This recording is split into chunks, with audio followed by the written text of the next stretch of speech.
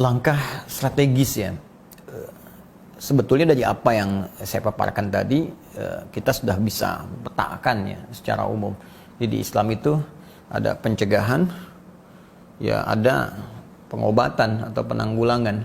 Ya langkah pencegahan mungkin sudah terlewati ya. Langkah pencegahan sudah terlewati. Ini kalau saya buat bagan ini atau diagramnya kan ini ada infonya ini kan sebagai langkah pencegahan. Ya sebabnya apa yang bisa menjadikan wabah. Makanya dalam Islam itu sangat ketat sekali. Hampir semua persoalan itu kita akan temukan solusinya. Di Al-Quran ada, di hadis ada, bahkan sebelum ada wabah udah diinfokan. Ya, akan terjadi wabah begini, penyebabnya ini. Karena itu turun ayat misalnya, mohon maaf, ya mengharamkan makanan-makanan tertentu. Karena dampaknya itu akan sangat berpengaruh buruk bagi kesehatan. Ya, ada yang mengharamkan perbuatan tertentu. Ya, kalau sudah pasti haram, pasti buruk lah.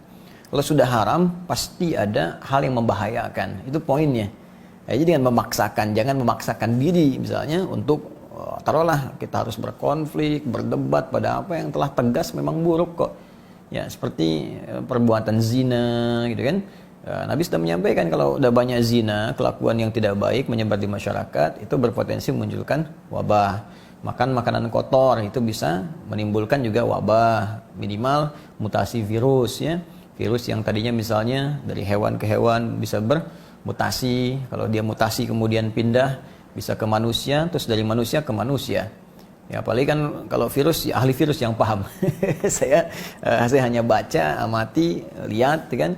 Tapi mungkin setiap ahli virus itu pasti akan mengetahui. Ya jadi kalau Anda tadi bertanya tentang langkah strategis yang harus dilakukan akan dampak COVID-19 dalam kehidupan kita, ya kita otomatis sudah masuk ke fase penanganan yang di sini harus kita lakukan. Nah, setidaknya dari hasil riset yang kita kerjakan, ini poin ini saya ingin tegaskan bahwa ini bagian dari kontribusi kita kepada bangsa, pada negara dan niat kita untuk beribadah kepada Allah Subhanahu wa taala. Selain juga memberikan penegasan kepada masyarakat, orang Islam khususnya bahwa di Islam sangat perhatian. Di Islam solusi, di Islam itu solusi, Islam itu ya pemberi jalan keluar ya dan jauh dari kesan-kesan negatif yang sering dimunculkan banyak orang. Jadi dalam konteks penanganan ini ada beberapa dampak yang diduga disampaikan melalui syariat akan terjadi. Ya, misal ada dampak yang memicu kepada mental ya, mental dari kepanikan, sedangkan panik itu jadi persoalan. Ya, maka dari sini ada hal-hal strategis yang harus kita kerjakan, penjelasan ke masyarakat. Misalnya ahli virus bicara tentang virusnya, ya ahli agama bicara tentang bagaimana menenangkan hati, tentang jiwa dan sebagainya. Itu yang coba kita hadirkan, kita koordinasi juga dengan teman-teman di dai, para ulama, bahkan mengeluarkan doa-doa. Ya, ini yang paling menarik. Jadi dalam situasi ini pun Nabi sudah membimbing kita. Ini baca doanya nih. Doa ini memenangkan kepada jiwa. Doa ini mencegah penyakit dengan izin Allah Subhanahu wa taala menjangkiti kita. Banyak doa yang bisa kita bacakan. Ya, yang paling populer misalnya zikir pagi dan petang itu ya bismillahilladzi la yadhurru ma'asmihi syai'un fil ardi wala fis sama' wa huwas samiul alim. Dan subhanallah walhamdulillah wala ilaha illallah wallahu akbar. Jadi doa-doa itu dari sisi spiritual. Dari sisi ahli yang virus misalnya ya bisa menerangkan ya seperti apa sih sebarannya gitu. Ya pola penyebarannya bagaimana, sehingga kita berhati-hati. Kemudian struktur virusnya seperti apa, apakah ganas atau tidak, berapa hari masa inkubasinya di dalam tubuh yang kemudian bereaksi dengan antibodi, karena Allah sendiri menerangkan kita diciptakan dengan sempurna ya, bahwa Nabi memberi isyarat di tubuh kita ada kekuatan. Jadi sudah pasti saya punya keyakinan walaupun saya bukan ahli virus, ketika virus masuk pasti ada proses dalam diri kita, ada antibodi yang akan melawan. Mungkin reaksinya bisa batuk, bisa pilek dulu, bisa keluar lendir, sudah itu demam ya, tapi kan kita nggak tahu apa yang terjadi dalam fase itu, apa orang ini sakit atau antibodi yang sedang bereaksi ya, berapa lama bereaksi itu. Dan ketika itu muncul, memakan virus-virusnya, berapa lama virusnya hilang. Nah, dari sini kita juga bisa petakan. Jadi, kita bisa berikan edukasi ke masyarakat. Ini kan ada yang sembuh nih, ya 103 orang. Nah, kenapa kita tidak ambil testimoni misalnya dari dokter yang menanganinya, medis yang menangani. Ya, mustahil 103 ini bisa sembuh ya, kalau tidak ada treatment yang dikerjakan. Jadi kita bisa sampaikan ke masyarakat supaya juga mencegah rumah sakit itu langsung membludak. Sehingga banyak tenaga medis yang mungkin, mohon maaf nih, karena kesulitan, kelelahan yang sangat, boleh jadi juga bisa mengakibatkan bahaya yang lebih fatal. Mungkin kematian yang terjadi ya kalau wafat takdir Allah, tapi sebabnya itu kan yang kita bahas. Ya, mungkin kematian yang terjadi bukan karena coronanya, boleh jadi kelelahannya, ya, tak tertangani karena situasi yang banyak dan sebagainya. Jadi kalau kita jelaskan ini sembuh nih karena seperti ini. Ternyata virus yang bereaksi dalam tubuh kita itu bisa dilawan antibodi, berproses 14 hari kalau makannya benar, sehat, olahraga sedikit, isolasinya cukup, teratur, mungkin bisa sembuh misalnya, atau bagaimana treatment yang lainnya. Ya, kemudian dalam konteks yang itu kita riset juga. Jadi ada beberapa yang disebutkan Nabi SAW, saya langsung cari tuh. Jadi begitu dapat gejalanya, ini COVID begini, jadi mulai sesak nafas, batuk-batuk, imunnya berkurang, badan lemas. Kita cari apa di referensi hadis Nabi SAW tentang bab obat-obatan yang kira-kira senafas dengan itu. Nah, ternyata ada satu materi, cuma saya belum bisa tunjukkan ya, karena ini nggak ada di Indonesia.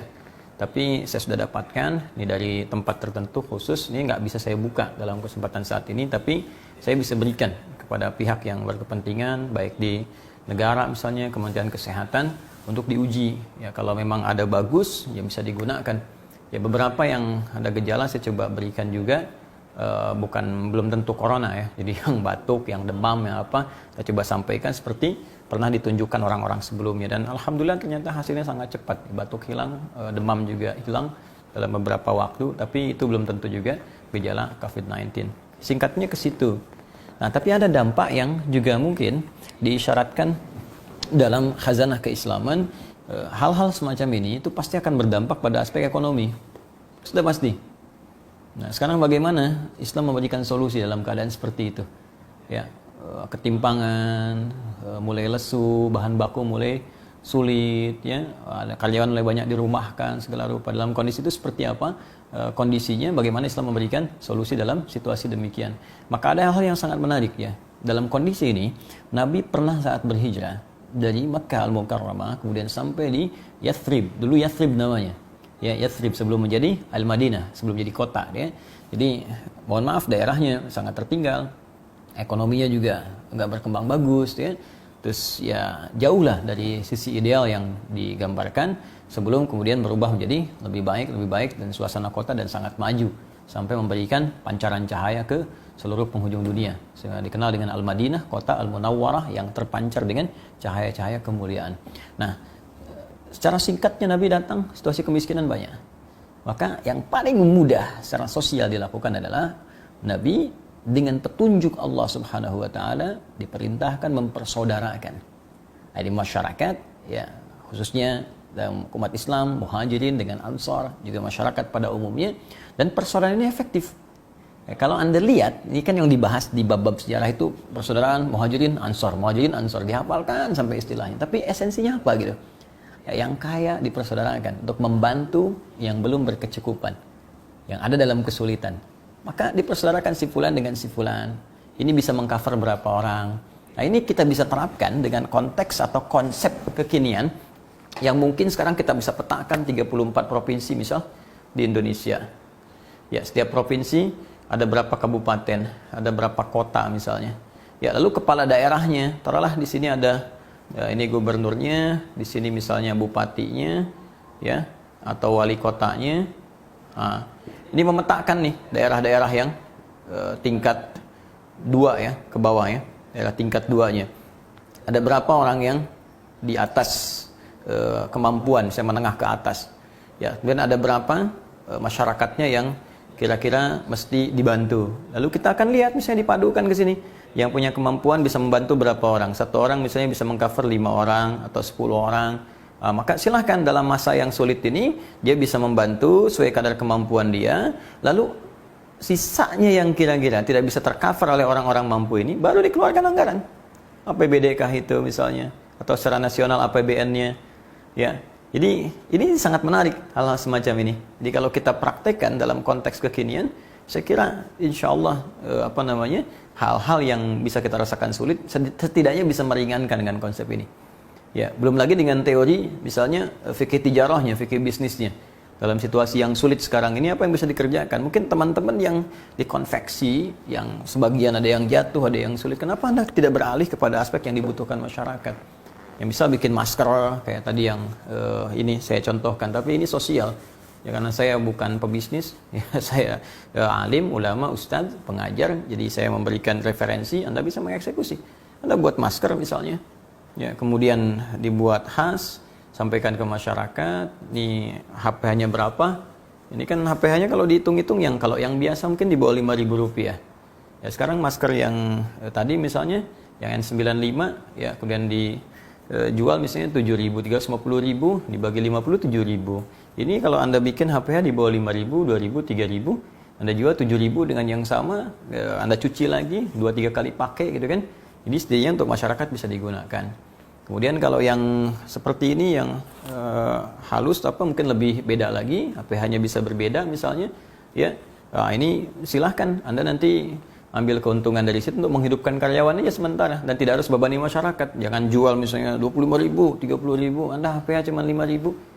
Ya, atau kainnya lebih bagus nih HP-nya 10.000, Anda jual 20.000, 30.000 atau bahkan 50.000, itu beban bagi masyarakat. Anda jual misalnya HPH 10.000, Anda jual 15.000, 5.000 Anda berikan lagi share untuk karyawan-karyawan supaya mereka hidup lagi. Anda sendiri sudah cukup. Tabungan Anda berapa?